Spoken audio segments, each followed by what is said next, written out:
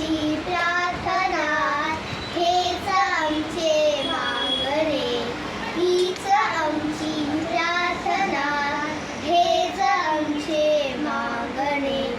माणसाने माणसाशी, माणसासमोर